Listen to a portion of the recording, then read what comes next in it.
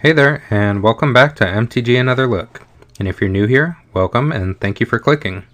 MTG Another Look is a channel where we talk about underutilized or otherwise interesting cards for Commander. We also discuss previews, reprints, and sometimes do pack openings, just for a little treat. If you end up enjoying the video, give it a like and subscribe to really help out the channel. Thanks a lot, everyone. Now let's take another look and get into it. First up today, let's talk about Durnan of the Yawning Portal from Commander Legends Battle for Baldur's Gate. For 3 and a green, you get a 3/3 Legendary Human Warrior. Whenever Durnan attacks, look at the top 4 cards of your library. You may exile a creature card from among them. Put the rest on the bottom of your library in any order. For as long as that card remains exiled, you may cast it. That spell has Undaunted. It costs 1 less to cast for each opponent, and if you play it as your commander, you can play it with a background. Durnan is a pretty good card advantage engine. Every time he attacks, you get to pick the best creature from the top 4 cards of your deck and exile it to play later at a discount. And it's a pretty hefty discount too. Assuming it's a 4-player commander game, that's 3 mana less than normal. That means 4 mana Atali Primal Conquerors. Or you can cast a 6/5 for 2 mana if you exile an O'Hare Caslim Deepest Growth. That's a pretty huge tempo swing that can put creatures that have no business being cast for 2 mana onto the board and ready to pummel opponents next turn. And it's not like you're putting yourself at the risk of overextending. The creature you're putting on board with Durnan isn't coming from your hand. When you have a card advantage engine on the battlefield like this that provides you spells from somewhere other than your hand, you should use them as much as possible so you can save what you have in your hand for later. It lets you keep more options open and for longer. The Undaunted discount is dependent on how many opponents you have, and the longer the game goes on, the more likely it is that one of your opponents will be eliminated. That'll make the mana discount smaller. The creatures you're able to play with Durnan do stay playable even if Durnan is removed, and they still get the Undaunted discount even if you play it many turns later, which is pretty great wording. There are lots of cards that only let you play the exiled cards for a limited amount of time, whether until end of turn or end of your next turn, like Urabrask Heretic Praetor, or cards that only let you play the exiled card as long as the exiling permanent remains on the battlefield, like Nightveil Spectre. Having the best version of that, being able to play the spell no matter what, just makes Durnan even better. A lot of the places I see Durnan played are in Exile Matters decks, like Faldorn Dreadwolf Herald, and Durnan is a great addition to that playstyle. He can exile a card that you can play theoretically once a turn cycle, and trigger all of your effects that care about spells being played from exile, like Passionate Archaeologist. And, in the case of Passionate Archaeologist, you get the full amount of damage equal to the spell's mana value, even if you paid 3 mana less for it. If you cast it a 7-drop for only 4 mana with the Undaunted discount, it'll still deal all 7 damage with Passionate Archaeologist. But I'm here to say that Durnan should be seeing a ton more play than in that archetype. As of writing, Durnan is in only roughly 7,000 decks, and as a commander, it looks like there are fewer than 2,000 decks, with the background or not. Stompy decks would be great for a Durnan inclusion. Other aggro decks and even mid-range decks would be a good fit for him too. The only requirement to include him effectively in a deck is being able to hit a creature regularly in the top 4 cards of your deck, which wouldn't be hard for most decks, and wanting to attack. I would say a vast majority of decks win by attacking, and also would be likely to have a creature in his top 4 cards often. Let's talk about aggro and stompy in Commander. Aggro takes a massive hit to its effectiveness in Commander because the amount of damage you have to deal with creatures is 6 times higher than a 60-card format. Instead of needing to attack for 20, you need to attack for 120. That means most aggressive strategies and creatures that work for other formats just won't work here. Commander is all about card advantage and longevity, even when your goal is to kill your opponents as quickly as possible. Aggro and stompy decks can really struggle because they're pulled in 2 different directions. They need fast, mana-efficient threats and also need to prevent getting blown out by sweepers and card advantage. Playing all your creatures to try to kill your opponents fast can leave you empty-handed and a sitting duck if things go wrong, which they will a lot. So, in my opinion, the best way to prevent getting blown out is to play cards that can serve 2 purposes. You need creatures that can present a threat while simultaneously providing you card advantage. The red, green, and sometimes white creatures that can be sizable beaters while providing an extra card to cast each turn are invaluable in these archetypes. Cards like Headliner Scarlet and Aerial Extortionist are creatures that can attack and be aggressive, while simultaneously providing card advantage. And Durnan fits in the same category. Durnan also provides additional advantage by making the spells cost less mana, which is great because you don't want to be taking a turn off from casting threats to play a ramp spell. Give Durnan a shot. He belongs in a lot more than 0% of decks. You don't need to just play him in Exile Matters decks. He fits in any deck that has creatures, wants to attack, and would love a discount. Something like an Animar Soul of Elements would be a great fit for him. You can possibly play Durnan for 1 mana with Animar's discount. He'll provide card advantage, and discount your massive beaters even more. Decks like Henzi Toolbox Hori could use another card advantage in Discount Machine. It has the same synergies as with Animar, but with a more aggressive playstyle. Even a generic Stompy deck, like say Helana and Elena Partners, could benefit from more cards, and Durnan is more effective when you can give him haste. Try him out. Next, let's talk about Necromantic Selection. It was originally printed in Commander 2014. It's a sorcery that costs 4 generic and 3 black mana, 7 total mana value. Destroy all creatures, then return a creature card put into a graveyard this way to the battlefield under your control. It's a black zombie in addition to its other colors and types. Exile Necromantic Selection. Necromantic Selection is a powerful wrath that is admittedly on the top end of mana values you'd be willing to pay for a wrath. For anything above 5 mana, you're typically going to want a powerful upside, or for the wrath to be one-sided for it to be playable. There's a lot of competition for wraths nowadays as more and more get printed every year, and more are printed with niche swingy benefits. There are wraths that exclude enchantment creatures like Cacophony Unleashed. There are wraths that let you keep your whole board in a deck based around creature types like Kindred Dominance. In decks that are built deeply into a specific theme, there are wraths that you specifically want to give your deck an advantage. But what about generically playable wraths that you might want regardless of theme? The two best are often Toxic Deluge and Damnation. Those are the two most mana efficient wraths in black. They are usually the first choices to include. I think that's a wise decision. But nowadays, with the increase in ubiquity of ward abilities on creatures, more wraths are needed than a couple years ago. It's often wise to include maybe around 4 unless you're playing a deck that really doesn't want them for some reason. So after your top 2 choices of Toxic Deluge and maybe Damnation, you have a choice of the additional wraths you want to include. Some popular ones are Decree of Pain, which can draw you an absurd number of cards for 8 mana, or Blood Money, which can ramp you an absurd amount for 7 mana. These are both good and pretty generically playable wraths for almost any deck, even if the mana costs are pretty high. They can often be worth those very high mana costs. So why would anyone want to play Necromantic Selection? When reading the card, it kind of just seems like a Blood on the Snow that costs 1 more mana. And that's true. It is a wrath that can leave you with a creature after the dust settles. Necromantic Selection can get one of your opponent's creatures, which Blood on the Snow can't do. It's okay, but not too exciting, right? Well, outside of budget considerations, Necromantic Selection can also do something powerful that none of these other wraths can do. It can steal commanders. Because of the way the card reads and how state-based actions work in the rules, a person playing Necromantic Selection can take control of an opponent's commander before they ever have a chance to put them back to the command zone. The reason it works like this can be a little confusing, especially for newer players, so let's talk it out a little. But if you don't want to hear about the wonky rule stuff, feel free to skip ahead. Whenever your commander dies or is exiled, you can move it back to the command zone, right?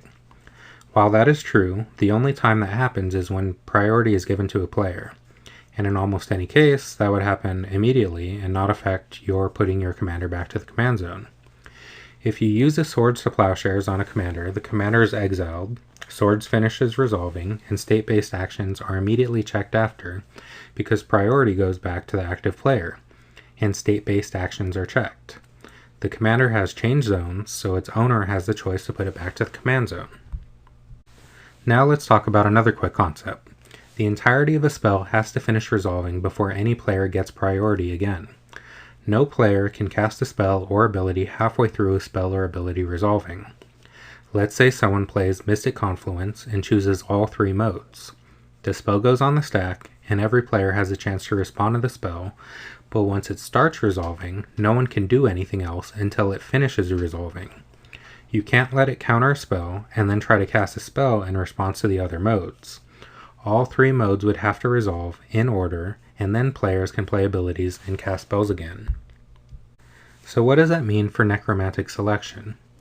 Necromantic selection will destroy all creatures, sending them to the graveyards of their owners, then allows you to choose a creature destroyed this way to put into play under your control. Everything has to resolve before state-based actions are checked, and you'd be allowed to move your commander back to the command zone. And by a commander going to the graveyard, and then changing zones again, the game sees it as a new object. The game will search the graveyard for the commander that died, fail to find it in the graveyard, and that's it. The commander that died would usually have the opportunity to go back to the command zone, but since it's not there anymore, that choice is now moot. I hope that wasn't too complicated, but if it was, that's still not a problem. There won't be a test. If you just want to know that it can steal commanders, but not understand why well enough to explain it, that's perfectly fine.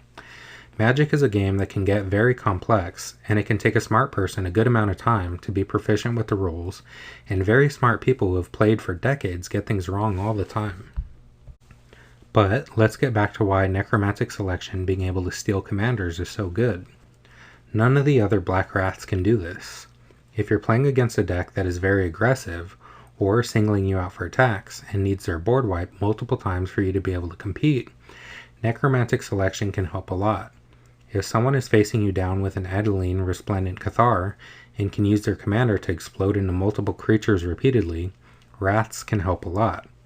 But a Wrath that can destroy their board, then steal the Adeline, so they have to find a way to kill it and then replay it, can be a huge speed bump that can provide you a lot of extra time. If they don't have the removal spell they need at just the right time, you could buy yourself multiple turns off from being attacked. It works great against something like Miriam's Sentinel Worm. It has ward and is not only a big flying threat, but also is an engine that creates impossible board states when left alone. Being able to destroy their ridiculous board but also steal the Miriam so that they can't just replay it again immediately can be a huge tempo swing for you when you're on the back foot. I think a lot of people are aware that Necromantic selection exists, but could use a reminder of its unique and powerful commander stealing ability. I personally play it in a Gonti Lord of Luxury deck as a valuable solution to problem commanders. It can fit in almost any black deck though. If you want to get cute with the theft theme, you can play it in an Arvinox the Mind Flail deck. Or you could play it with a commander that has an ETB effect, in case there aren't any other good theft targets. If you can't get someone's commander, or another creature that's worth it, returning your Lord Xander the Collector is a not too shabby backup plan. Next up, I want to talk about Grand Crescendo, originally printed in the new Capenna Commander decks. It's an instant that costs X and 2 white. Create X 1/1 green and white citizen creature tokens. Creatures you control gain indestructible until end of turn. This card is pretty well known, but I think vastly underplayed.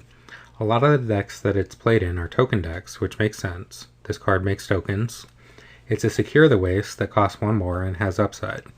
The number of tokens it creates are variable, and if you make a large number of them by making X equal something like 8, the token doublers, like Mondrak Glory Dominus, that you already play in your tokens deck, will synergize with it. Grand Crescendo is amazing in token strategies. But it's also just a generically good card. It's the important half of Heroic Intervention for your creature decks. It even has the same mana value. Grand Crescendo can, and I'd argue, should more often be fired off for 2 mana as a protection spell. Heroic Intervention and its clones are valuable cards that are played in a vast number of decks. As of the time of writing, EDH Rec says, Heroic Intervention is in 29% of all decks. Grand Crescendo is in 2%. That's abysmally low for a card that in most cases is the same, but with the modality to get as many extra creatures that you want and can pay for. I think one thing that holds Grand Crescendo back is its price, but as of time of writing, Heroic Intervention costs just as much. So price can't be that much of a factor. The fact that it's 2 color pips instead of 1 could be relevant, but 2 white isn't too difficult to have in 3 color decks and fewer. It doesn't grant hexproof, which I'd guess is not relevant extremely often. It can definitely come up, but it only protects against targeted exile effects, tuck effects, or maybe something like a mind control. I think the main reason is that mono green only has 2 or so playable mass protection spells. White has maybe 4 or 5. In white, the best ones are Flawless Maneuver, Teferi's Protection, and probably Clever Concealment. There are other lesser ones, but these are the best that fit in the most number of decks without a niche. And I'd argue that Grand Crescendo is right up there in the top 3 or 4 of this effect. And it's always wise to have 3 or so protection spells to interact with your opponent's removal. It's the difference between being blown out by a wrath and having to rebuild quickly, or just keeping your board and attacking again, sometimes for the win. But importantly, the flexibility Grand Crescendo provides can't be ignored. It's almost a modal spell, being a protection spell when you need it, or an instant speed army when you don't, or even both when the opportunity arises. All these other protection spells can protect, but they can't make creatures that can win you the game if your opponents leave an opening. I think Grand Crescendo deserves a lot more respect and a lot more inclusion in decks. I even play it in my Noyan Dar Royal Shaper Spellslinger deck. It fits on a Nicercron Scepter if you need repeated protection, can save your land creatures and your expensive commander, triggers all your instant and sorcery synergies, or make creatures at end of turn to kill someone out of nowhere. It's self-evidently powerful in token decks, so I'll just mention Jetmir Nexus of Revels as an example. Everything that makes token makers good makes Grand Crescendo good, but it's good in generic aggro decks as well. It works well in equipment builds because it can be tutored, but even without any inherent synergies, it protects any aggro or tribal deck, like Voya Jaws of the Conclave, to give a recent example. If you have access to one, give it a shot. Next, I want to talk about Burn Down the House. It's a sorcery that costs 3 and 2 red.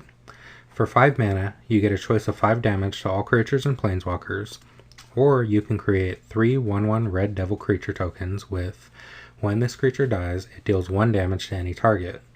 They gain haste until end of turn. This is a versatile little card that you can fit in your Wrath slot without much of an issue. It is a creature in planeswalker removal without the risk of being a dead card in hand when the board doesn't have anything dangerous on it, or when you have a board of creatures you want to keep. When you're on the back foot, it can help you stabilize, and when you're already stabilized, it can help you put things on the board and present a threat. I particularly like it in Spellslinger decks, because it helps protect you, either by destroying creatures or making blockers. But it can also be copied effectively to give you 6 hasty tokens to attack with immediately. On a dead board that doesn't have many threats to worry about, you can sneak in a few little attackers into an opponent that left themselves open. The haste is a powerful addition to the tokens. They can help you race your opponents when you're both swinging at each other. Not many wraths can help you win a damage race. The tokens Burn Down the House creates are particularly fun because of their explosive potential. Since they deal damage on death, they can dissuade your opponents from wanting to attack into them or block them. They act similarly to little Mog Fanatics back when damage used a stack. They can pick off small utility creatures or just ping opponents for extra damage. This death effect makes them particularly potent to copy through spell copy effects like Double Vision, or token copiers like Parallel Lives. Burn Down the House is very versatile and surprisingly effective when using both modes. It can go in almost any deck, but is especially effective playing defense and offense in decks that want to control the board, like Judith Carnage Connoisseur. It also has inherent synergy as a modal spell in Riku of Many Paths, who can actually grow himself out of the damage range of Burn Down the House with +1/+1 counters. Or it can be combined with damage modifiers like Gearson Starn Kellermorph and the like to make devil tokens very dangerous threats. Last up is Rug of Smothering. It's a 1/3 artifact creature that costs 3 generic mana. It has flying, and whenever a player casts a spell, they lose 1 life for each spell they cast this turn. This card is not a powerhouse card that goes in every deck. It's more useful situationally than it is generically, but I do like to remind people of it because it's a very useful answer to a lot of infinite combos. When there are combo players in your meta, Rug of Smothering can be a nice little way to prevent them from going off and winning by playing many spells in a single turn. This play style, usually referred to as Storm, is now a supported archetype even in precons. The Quick Draw precon from Thunder Junction is built around this theme, and it's likely to be more popular and relevant. Rug of Smothering can make them either answer the rug before they can go off, or turn off a lot of combo decks while you find a way to kill them beforehand. It can even turn off the life gain from Aetherflux Reservoir, making the decks that plan to storm off to gain enough life to activate it have a hoop to jump through before doing so. Even generic Spellslinger decks tend to play a lot of cantrips and draw spells that don't actively win them the game, but have to be played constantly for the deck to function. Rug of Smothering makes them take incidental damage the entire time to help you beat them down before they can stabilize. I am a big proponent of including a few light stacks pieces in your decks. It doesn't have to be hard stacks that will shut players out of the game entirely like Winter Orb, but a proactive disincentive to combo decks are welcome and needed to keep the metagame healthy. If you have some combo players roaming around your meta, try a Rug of Smothering out. It can go in any deck due to being colorless as an answer to combo or Spellslinger decks, but it's most effective in proactive decks that want to take their opponents out quickly. Combining it with Lysa's Shroud of Dusk or Mogis God of Slaughter can make the incidental damage really add up and limit your opponent's options. It can also utilize its nature as an artifact in Duretti's Scrap Savant, or other decks like it, to make sure it's in the graveyard on your turn when you're casting spells, but on the battlefield on your opponent's turns to ensure life loss. Thank you for watching, everybody. What do you think about the cards we discussed today? Are these cards diamonds in the rough, or just more rough? Are there any cards you think are hidden gems? Let me know in the comments down below, and give the video a like and subscribe if you want to see more videos like this. I will see you next time, and have a great rest of your day.